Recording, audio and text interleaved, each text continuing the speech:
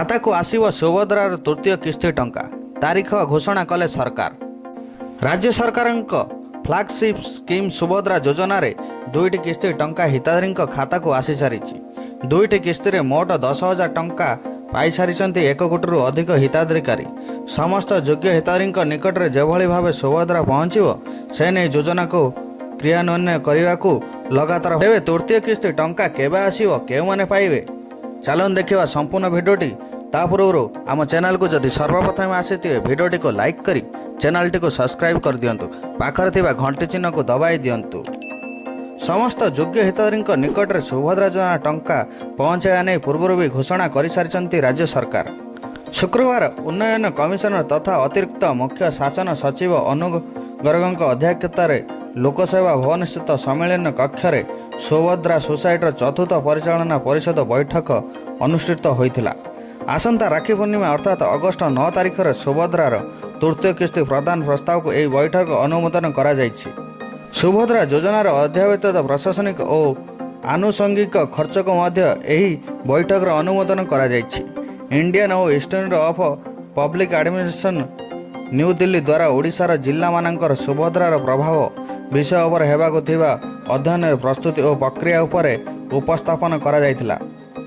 ଏହି ପରିପ୍ରେକ୍ଷୀରେ ସବୁ ବର୍ଗର ସୁଭଦ୍ରା ହିତାଧିକାରୀଙ୍କ ଉପରେ ସୁଭଦ୍ରା ସହାୟତାର ପ୍ରଭାବ, ଏହାର ଉପଯୋଗ ଓ ଡିଜିଟାଲ ଆର୍ଥିକ ଅନ୍ତର୍ଭୁକ୍ତିକରଣର ସମ୍ବନ୍ଧରେ ବିଶଦ ଆଲୋଚନା କରାଯାଇଥିଲା।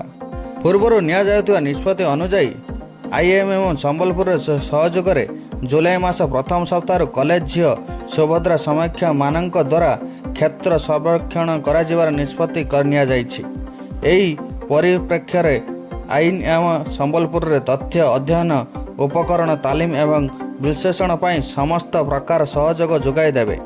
ସୁଭଦ୍ରା ସହାୟତାର ସଠିକ୍ ଉପଯୋଗ ସୁନିଶ୍ଚିତ କରିବା ଉଦ୍ଦେଶ୍ୟରେ ହିତାଧିକାରୀମାନଙ୍କ ଦକ୍ଷତା ବିକାଶ ଉପରେ ଗୁରୁତ୍ୱ ଦିଆଯାଇ ଦକ୍ଷତା ବିକାଶ ବିଭାଗ ସହ ଆଲୋଚନା ମଧ୍ୟ କରାଯାଇଛି।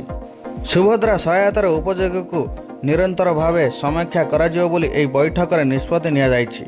ଏହି ବୈଠକରେ ମହିଳା ଓ ଶିଶୁ ବିକାଶ ବିଭାଗ ପ୍ରମୁଖ ଶାସନ ସଚିବ ଶ୍ରୀମତୀ ଶୋଭା ଶର୍ମା ଓ ନିର୍ଦ୍ଦେଶିକା ମୁନିଷା ବାନାର୍ଜୀ ଓ ବିଭାଗୀୟ ଅଧିକାରୀବୃନ୍ଦ ଉପସ୍ଥିତ ଥିଲେ।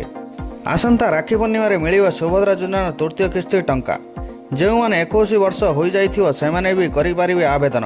କିନ୍ତୁ ଏବେ ସୁଭଦ୍ରା ପୋର୍ଟାଲ ଖୋଲିବାରେ ସମସ୍ୟା ହୋଇଥିବା ଅନେକ ଅଭିଯୋଗ ଆସୁଛି। ରାକ୍ଷୀ ପୂର୍ଣ୍ଣିମାରେ ଏକାକାଳୀନ 3ଟି କିସ୍ତିରେ ଟଙ୍କା ପାଇବେ, ଅର୍ଥାତ୍ 15,000 ଟଙ୍କା ଖାତାକୁ ଆସିବ। କିନ୍ତୁ କେବଳ ଯୋଗ୍ୟ ହିତାଧିକାରୀଙ୍କ ହିଁ ପାଇବେ। ଯୋଗ୍ୟ ହିତାଧିକାରୀ ଆବେଦନ କରିଲେ ବି ନାଁ କାଟିଦେବେ ସରକାର। ଅତି ସହଜରେ ବୁଝିବାକୁ ଗଲେ ରାକ୍ଷୀ ପୂର୍ଣ୍ଣିମାରେ ଏକାବେଳେ 3ଟି କିସ୍ତିରେ ସୁଭଦ୍ରା ଟଙ୍କା ଅର୍ଥାତ୍ 15,000 ଟଙ୍କା ସିଧାସଳଖ ଖାତାକୁ ଆସିବ। ଏକାବେଳେ 3ଟି କିସ୍ତିରେ ଟଙ୍କା ପାଇବେ ହିତାଧିକାରୀ। ଏମିତି ସୁବିଧା ଘୋଷଣା କରିଛନ୍ତି ରାଜ୍ୟ ସରକାର। ବଡ଼ କଥା ହେଉଛି ଆଗକୁ ଆଉ କିସ୍ତି ଅନୁଯାୟୀ ନୁହେଁ, ବରଂ ଏକାବେଳେ ସମସ୍ତ ହିତାଧିକାରୀଙ୍କୁ ଖାତାକୁ 5,000 ଟଙ୍କା ଲେଖାଏଁ ଆସିବ।